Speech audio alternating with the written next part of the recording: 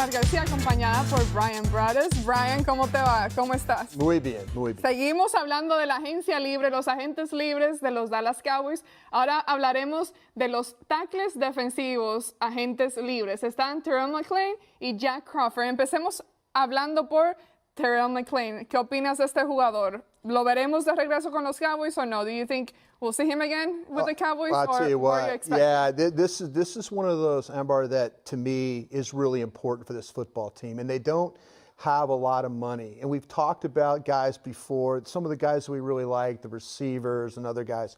But this one is going to be really, really important because what Terrell McClain means to this defensive line. I think that when coming out of camp, he was clearly one of the strengths, one of the better players. I thought he had a really nice year playing inside at tackle. He could play at the 1 technique. He could play at the 3 technique. So they've got that flexibility with him. So there's a lot of things that fans don't see numbers-wise, but what he does during a game is impressive. And I think this is one of those that if you said, hey, I could have one guy back, Terrell McClain would be my guy. Yeah. Lo veremos. Ojalá que de regreso con los Cowboys, ya que, como acaba de mencionar Brian, barato y bueno. Seguimos con Jack Crawford, un jugador del que muchos de ustedes hablan. Es un jugador que sirve mucho para la rotación. No es alguien espectacular, pero bueno. Right. Is he good enough to come back again? See, that's going to be the trick. And you said it, not spectacular. And, but do you have a spot for a guy that can play all the different spots?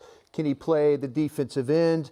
Can he play the defensive tackle? How does he do that? Is he worth paying to do those things? It's nice to have him as a rotational player, but there might be some younger guys that you might want to plug in and see if they can play. And I feel like that there's nothing really great about his game, but there's nothing really bad about his game. And so where's your financial point of where you want to pay him?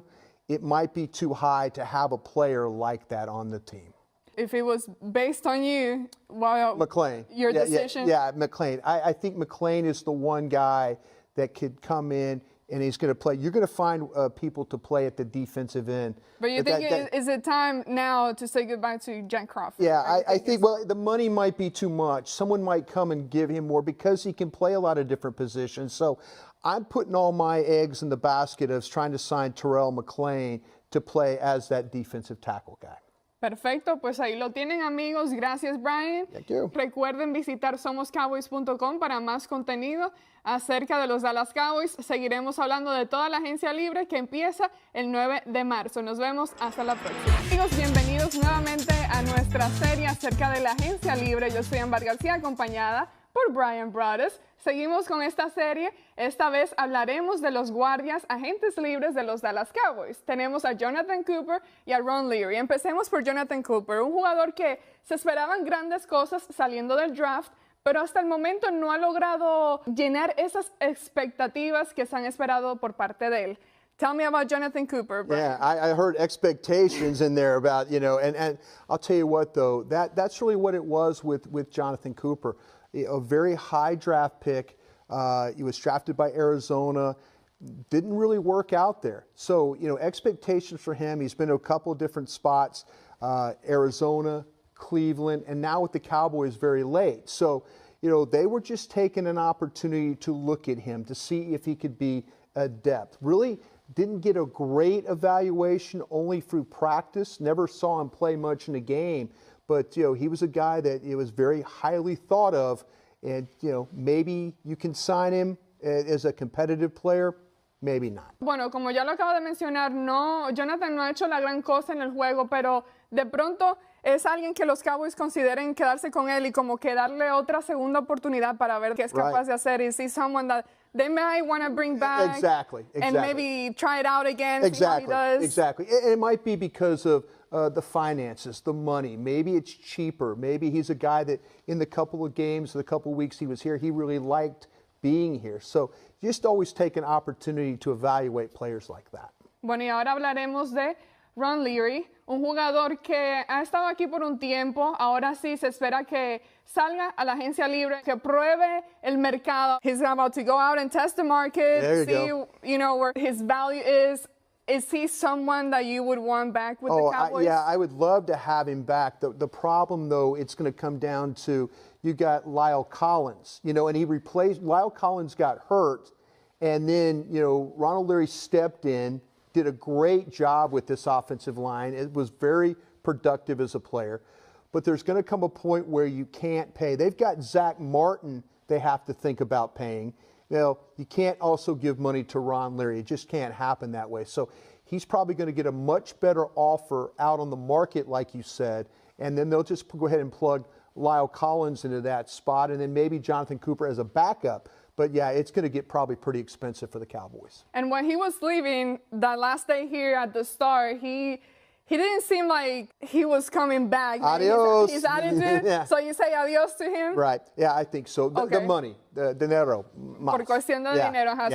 Sería muy costoso mantenerlo acá con los Dallas Cowboys, a pesar de que, como él acaba de mencionar, sigue Lyle Collins, Zach Martin, están ahí para ayudar en esa zona. Así que gracias, Brian. Gracias. Como siempre, gracias a ustedes, amigos. Seguiremos con esta serie, más posiciones, más jugadores, así que no se lo pierdan. Visiten somoscowboys.com para más contenido en español.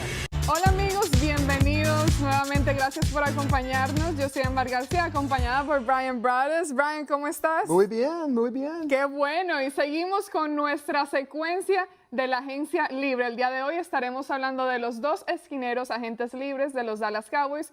Primero, Brandon Carr.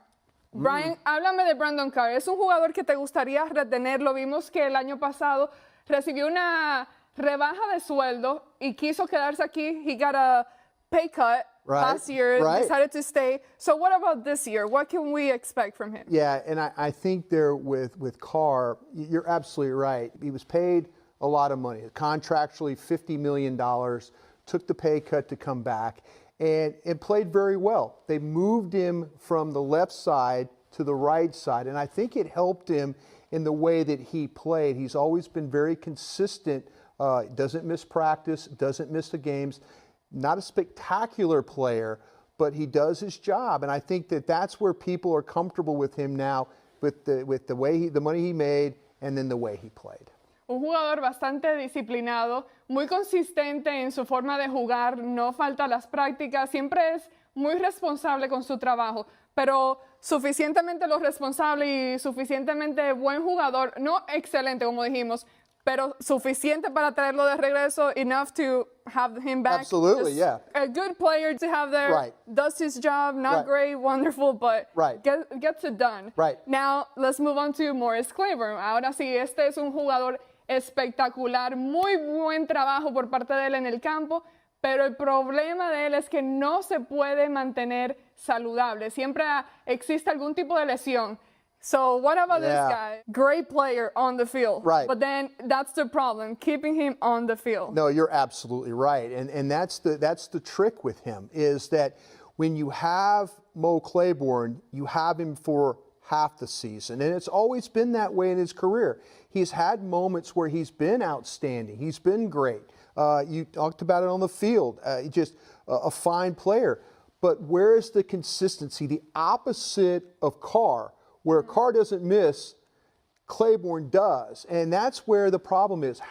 What's your level of acceptance with him playing? If he only plays 5 games, 9 games, he just hasn't been healthy enough to play a full season, and that's the problem. Bueno, y los Cowboys tomaron ese riesgo el año pasado y vieron los resultados de este año.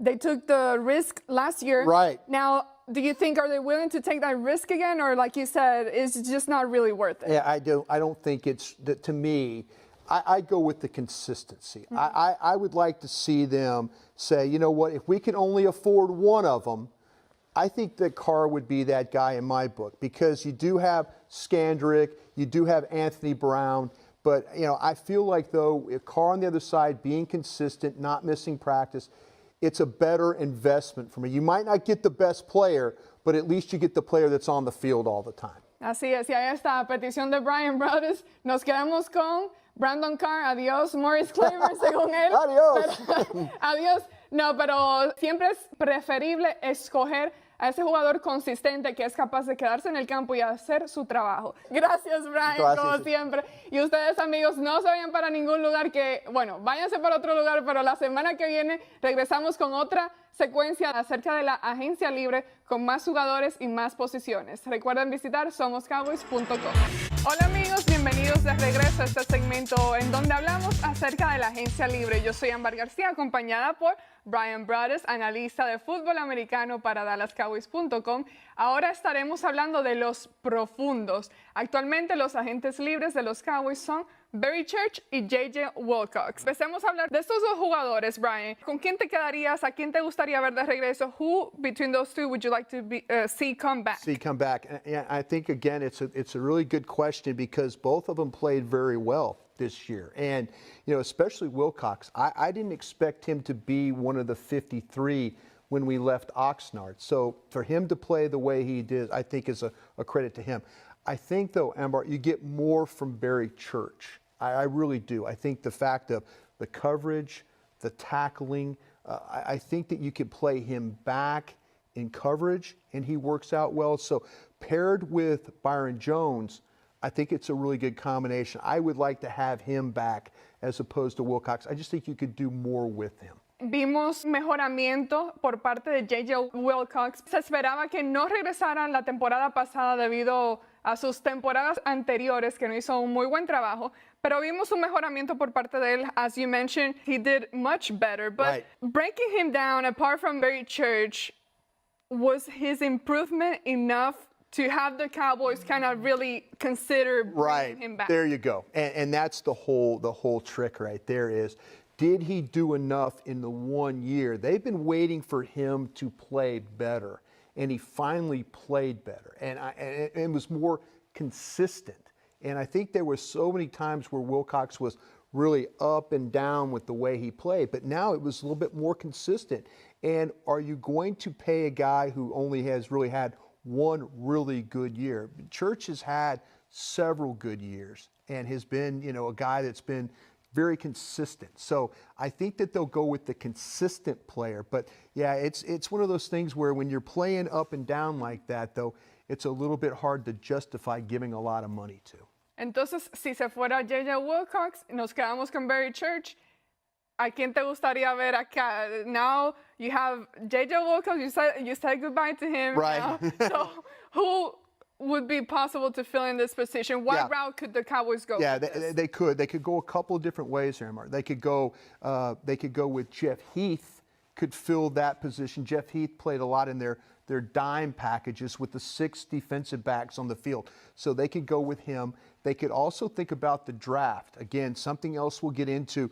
The draft stretches pretty deep as far as the safety class goes. So, that might be a possibility. If both Church and Wilcox go, Jeff Heath can plug in, and then you start the draft. That might be something they have to think about. Gracias, Brian. Thank you. Seguiremos. We'll keep doing a whole series Absolutely. about this. Cada jugador, como lo mencioné, cada posición.